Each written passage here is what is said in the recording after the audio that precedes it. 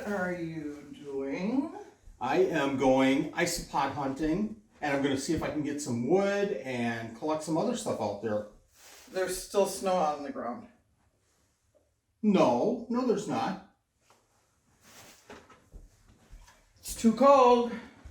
It's not too cold. It was 55 yesterday, and it's supposed to be warmer today. I've got my coat, I've got a hat, I've got gloves. I should be fine.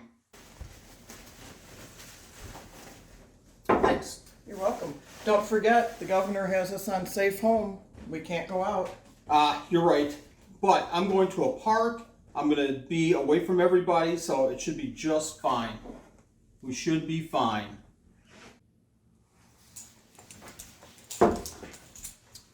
What are you doing? Well, if you're going out, I'm going with you. Let's go.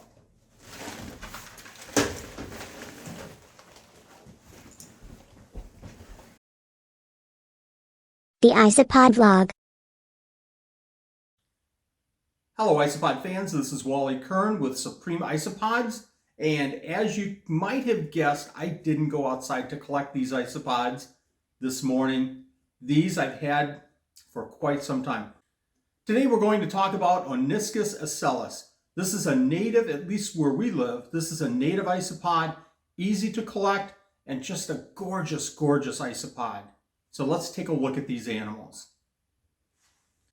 Let's go ahead and take a look at one of these bins, but before we do that, I'm going to go ahead and share a link to a video that I did last year on collecting isopods in the wild. This is a fun video. I hope you enjoy it. I actually have two bins of these Oniscus asellus. I started this bin when I first got them probably about 1.5 years ago. They did okay. They didn't really multiply that quickly. And there's a very, very important point that I want to share with you on how to get these to really, really take off in your cultures. And we'll get to that in just a moment. Again, this is a very small bin. It's only a 6-quart. And the Oniscus asellus are doing great in here. And you can see some of those colors that I mentioned earlier. Let's take a zoom on this and see if we can get a better look at these wonderful isopods. Lots of different colors. Let me get over here. You can see some browns and goldens. Lots of dots, but look at that skirt. I just love these Oniscus asellus. And I think they're one of the most underrated isopods out there.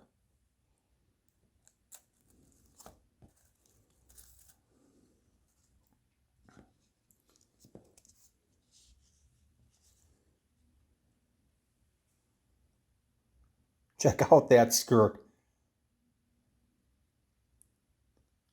I hope you feel like I do that these are just so underrated for colors and patterns. They just look amazing. Let's take a look at that second enclosure, and we'll talk about that and a couple of tricks with these isopods.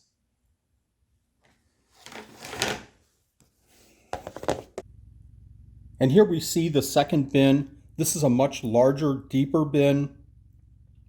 The first bin was about a 6-quart. I think this is probably about a 20-quart. It's a little bit deeper.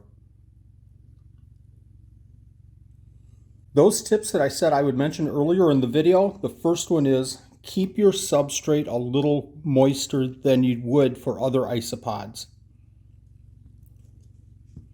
Here we see a few gathering on this small piece of wood.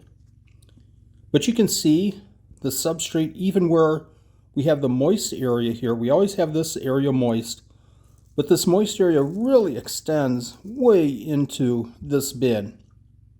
You can see that I'm feeding it some potatoes, some zucchini. Here's some remnants of a fish that I put in a while ago. And I'm feeding some mealworms as well. I have the calcium powder, the sphagnum moss for the moist side, obviously. Lots and lots of leaves. And they seem to really, really like that moist area. Let's talk about that second point in just a second. Let's take a look under this big piece of wood.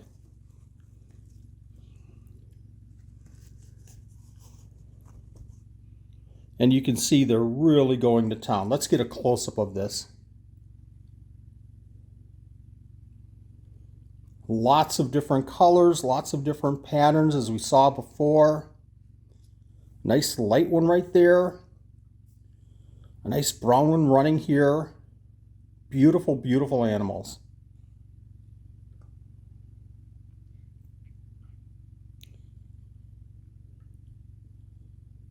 So now you're asking, why are they breeding so well in this enclosure? Why didn't they breed for you before, Wally? Well, the secret is that you have to keep these animals cool. I try to keep them under 70 degrees. I actually have this enclosure in my closet on the floor, and it's really super cool in there because it's in my basement, and they're doing really, really well.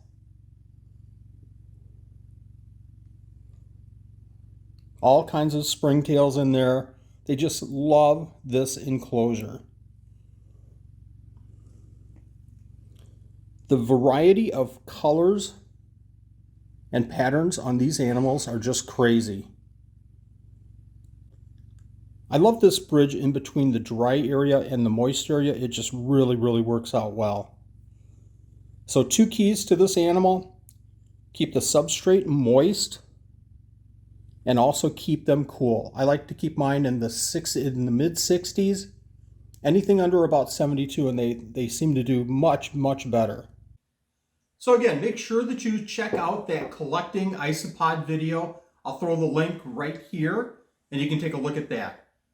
Isopod fans, thanks for watching today. If you like this video, hit the like, hit the subscribe if you haven't already, and make sure you turn on notifications all. Thanks for watching. We'll see you next week.